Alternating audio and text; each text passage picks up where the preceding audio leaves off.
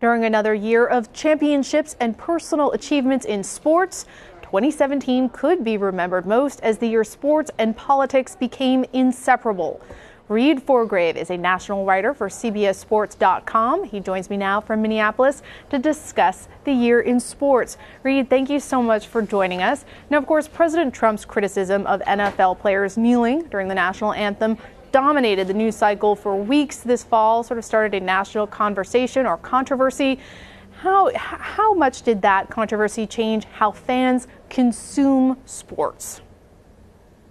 Well, I think big time. If you just look at the ratings for the NFL, they were down precipitously this year. A lot of people argue why they were down, but one of the factors has been this Colin Kaepernick, which he started and other players took up, of kneeling during the national anthem to protest the killing of black men, unarmed black men, by police officers. Now, this really came to a head, I believe, when Vice President Mike Pence went to an Indianapolis Colts game. I believe that was in October. And it was a bit of a staged event. He knew he was going to do it. He told the press pool he was going to do it. Goes to the game, walks out at the national anthem when he saw that NFL players were kneeling during the anthem. But really, the genesis of this, of the year when sports and politics became intertwined, it started the year before. It started during the presidential election when Donald Trump is bringing out Bill Belichick and he's bringing out Bobby Knight and he's talking about Tom Brady, getting his endorsement. Look, Hillary did some of that as well. LeBron James was a very prominent athlete,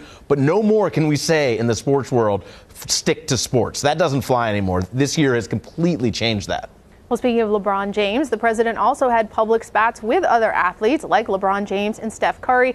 How unusual is this for the president of the United States to be publicly spatting with professional athletes? I mean, how unusual is anything with Donald Trump? He has broken the mold of this presidency, for better and for worse. I think a lot of people would argue either part of that question. But the fact that he is having these personal spats, having Lindsey Vonn as someone who says that when she will be in the Olympics, she will not represent our president, she will represent our country. Having the South Carolina women's basketball team saying they're not going to come to the White House. This has been a recurring theme, and clearly Donald Trump sees an advantage here. There's a political advantage to putting one toe into the sports world and flexing his muscle there. He believes that his base hears his message through the sports world and that he can reach people who he normally wouldn't be able to reach. Well, Lavar Ball also, of course, became a point of fascination in the world of sports this year, especially when his son, LiAngelo, was arrested for shoplifting in China. Can you walk us through that? What happened there and how did Lavar Ball become a household name?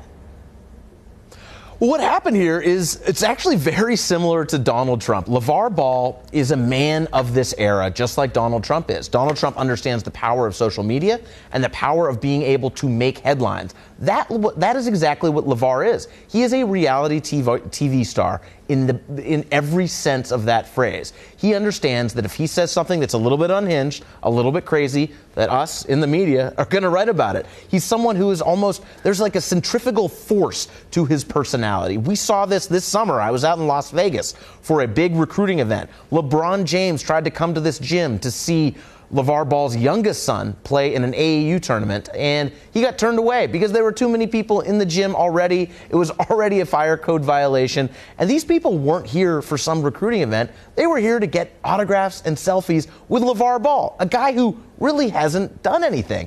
He is a man who understands that in today's reality TV culture, he understands that attention in and of itself is a currency, and that he's been able to spend that currency in very big ways. What happened with his son in China, that was a bizarre situation, became an international incident where he stole some sunglasses from a Louis Vuitton store and has really started this cascading event where supposedly in the next week, his two sons are going to be going out to Lithuania to play professional basketball.